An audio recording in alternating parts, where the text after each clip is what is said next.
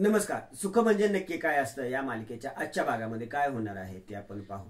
सुरुवातीलाच आपण पाहतो की माई नित्याला बोलत असते, मला तरी वाटतं की तू बाहेर जाऊ नको. यावर नित्या बोलते, नाही माई, मला हे व्रत करावंच लागेल, माझे जयदीप साठी करावं लागेल. लगेच शेखर दादा बोलतो, ठीक आहे गौराबाई, तुम्ही जर हे व्रत करणार असाल तर तुमचा यो भाऊ तुमच्या बरोबर मोकळ्या मैदानात येणार. येऊ दे कुठलं बी संकट, त्या संकटाला तुमच्या आधी या भावाला सामोरं जावं लागेल. अगदी यमदूत जरी आला ना तरी त्याला लोळवीन. माई बोलते, शेखरराव अहो कुणाला बी काय होणार नाही असं काय बोलताय. पण गौरी मी तुला सांगते, परत एकदा विचार कर. गौरी बोलते, माई तुम्हाला माहिती आहे ना मी एक प्रतिवत आहे आणि माझं आणि अधिराजचे लग्न झालंय हे तुम्हाला माहिती आहे. ते नाकारून कसं चालेल, मी हे व्रत करणार, मी वडाची पूजा करणार. इकडे शालिनी एक दगड हातात घेऊन बोलत असते, आज पाहिजे होताच रे तू, आज खूप आठवण आली तुझी. इतर बायकांसारखीच मी नटली असते, वडाची पूजा केली असते, तुला भरपूर आयुष्य मिळावं अशी प्रार्थना पण केली असते. पण मला तुझं आयुष्य छोटं करावं लागेल. तुझ्या बाबतीतही मी असं वागेन असं कधीच वाटलं नव्हतं. शालिनीचा माणूस बोलतो, मालकीनबाई तुम्हाला जर राग येणार नसेल तर एक विचारू का,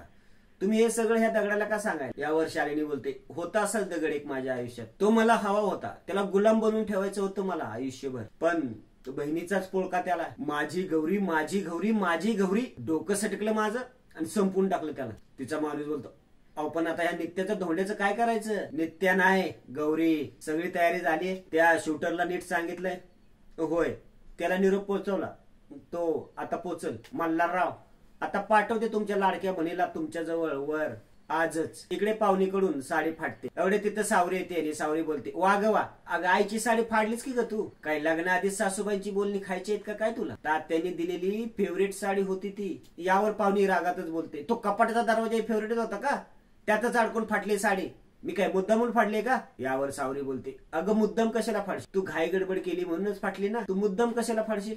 तसं बी समध्या गोष्टींची घाईच लागली म्हणा तुला. पाहुणी बोलते, घाई म्हणजे अजून कसली घाई लागली मला. सावरी बोलते, आता हेच बघ की लगीन झालं नाही तरी बायको व्हायची घाई लागली तुला. सावरे ही घाई मला एकटीलाच लागली नाहीये, आईंना बी आमच्या लग्नाची घाई होती का, आता तुला बी माझ्या तर चुका दिसायला लागल्यात. सावरी बोलते, चुकांचं काय माहित नाही, पण तू आता पहिल्यापेक्षा आधी जशी होतीस ना साधी भोळी पाहुणी तशी नाही राहिलीस, हरवलीस तू. यावर पाहुणी बोलते, मी कुठे बी हरवली नाहीये आणि बदलले बी नाही, तुमची बघण्याची नजर बदलली आहे. तुमच्या सगळ्यांना ना माझ्यातच खोट दिसायली, मी चुकीची वाटते सगळ्यांना. एवढ्यात अधिराजची आई येते, बोलते, अगं चाललंय काय, कशाला भांडताय तुम्ही, तू आज जा चल चल. सावरी बोलते, आयडे हिनं तुझी साडी फाडली, मी तर गमतीनच बोलत होते हिच्याशी.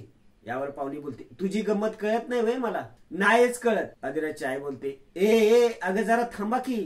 पाहुणे, तू मोठेस ना, तू जरा गप बस की. यावर पाहुणी बोलते, मलाच गप करा, माझं कोणीच नाही ना घरात, तुमची पोरगी आहे ना म्हणून तिचीच बाजू घ्याल तुम्ही, माझं कोण आहे घरात. पाहुणी रागाने तिथून निघून जात. अधिराजची आई बोलते, आता मला तिची समजूत काढावी लागणार आहे. मला तू कधी तिची समजूत काढणार आहे माहिती आहे मला. थांब आले, तुझं तंगड तोडून हातात देते बघ. इकडे वडाची पूजा करण्यासाठी नित्या तयार होते. तिच्या जवळ राजमा येते आणि राजमा बोलते, अगं किती सुंदर दिसायला लागलीस तू, आई बाबाने जर आता बघितलं ना तुला तर लगेच लगीन करल तुझ्याशी. नित्या बोलते, अगं ते तर आमचं झालेलंच आहे. लक्ष्मी बोलते, आई तू वडाची पूजा करायची ठरवलीच खरं, पण त्या शालिनीने काय डाव साधला तर. यावर नित्या बोलते, मला काही होणार नाही, पूर्ण काळजी घेईन मी. अगं शालिनीने जर तुला असं बघितलं तर तिची खात्रीच पटेल ना, त्याची काळजी घेतली मी.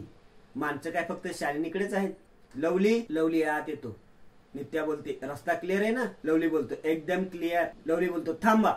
लवली सिक्युरिटी, माझ्या मागणे यायचं. लवली पुढे जातो, नित्या त्याच्या पाठीत. इकडे राज बाहेर चाललेला असतो. पाहुणी त्याच्या जवळ येते, बोलते, राज अरे मला सोड की जरा वडाच्या झाडाजवळ, मग तुला जिकडे जायचंय ना तिकडे जा. यावर राज बोलतो, नाही नाही नाही नाही, मला बाहेर जायचंय, उशीर होईल मला, आणि मी जर तुला सोडलं तर आडी एकटी जाणार वय. राजची आई बोलते, अरे तिला घेऊन जा तू, मी जाईन चालत. राज बोलतो, बरं मी एक काम करतो, आधी पाहुण्याला सोडतो मग तुला न्यायला येतो. सावरी बोलते, काय नको, मी आहे आई सोबत, तुम्ही जावा दोघं, आम्ही दोघी येतो चालत. सावरी आणि राजची आई पुढे चालत जात. पाहुणी बोलते, राज गाडी जरा हळूच चालव, पूजेचं ताट आहे ना आता मध्ये. राज पाहुणीला घेऊन वडाच्या झाडाकडे जातो. इकडे शालिनीचा माणूस बोलतो, मालकीनबाई ती नित्य निघाली वडाच्या पूजेसाठी, ते गावच्या येशी जवळ झाड नाही का तिकडं. शालिनी बोलते, तुझा तो शूटर कुठं आहे, अजून आला नाही तो. शालिनीचा माणूस बोलतो, अहो कधीच तो पोचला असेल, त्याला कधीच कळाला असेल की कुठं पोचायचंय ते, त्याला काही सांगायला लागत. शालिनी बोलते, तुझ्या तोंडून कौतुकच ऐकते मी, रिझल्ट येत नाही मला. शालिनीचा माणूस बोलतो, अहो पहिल्यांदा थोडंच करतो हे काम, लय एक्सपिरियन्स आहे त्याला, तुम्ही काळजीच करू नका. अहो शब्दाचा लय पक्का आहे तो, 100% काम होणार. शालिनी बोलते हो, जर काम जर झालं नाही ना तर तुला आणि त्याला रात्रभर उलट टांगून फटके देईन. शालिनीचा माणूस बोलतो अहो त्याची वेळच येणार नाहीये, काम होणार.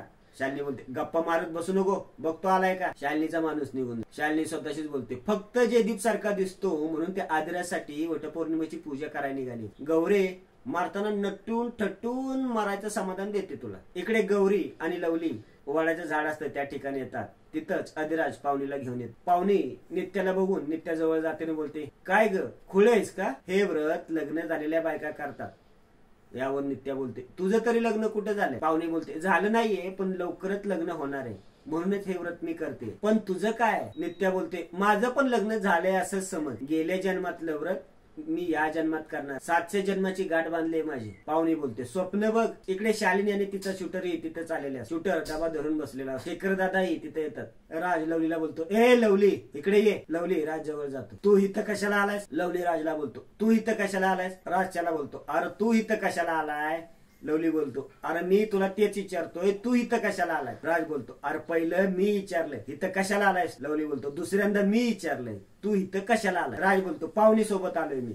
लवली बोलतो मी पण माझ्या पाहुण्यांसोबत आलो. राज लवलीच्या एक कानफाडात वाजवतो. लवली बोलतो ते नित्य मॅडमला वडाचं झाड माहित नव्हतं म्हणून त्यांच्यासोबत आलो. एवढ्यात पाहुणी येते बोलते राज झाली माझी पूजा करून, निघायचं का. राज तिला मानेने सोबत. राज पाहुणीला घेऊन निघून जात. लवली बोलतो नित्य मॅडम सगळे क्लिअर आहे, पटकन पूजा करून घ्या, या सिक्युरिटी वरती ना लय प्रेशर आहे, चला चला चला. नित्या वडाची पूजा करायला. शालिनी नित्याला दुर्बिणीतून बघत असते. नित्या बोलत असते जगाला माहित नसेल पण तू साक्षीदार आहेस माझ्या सौभाग्य, तुझ्या कृपेने या जन्मात भेटलोय आम्ही, असेच पुढेही भेटू, पण या जन्मात आमची लवकर गाठ बांध आणि घट्ट बांध. शालिनी शूटरला खुणवते आणि शूटर नित्यावर नेम धरतो आणि आजचा हा भाग इथेच संपतो.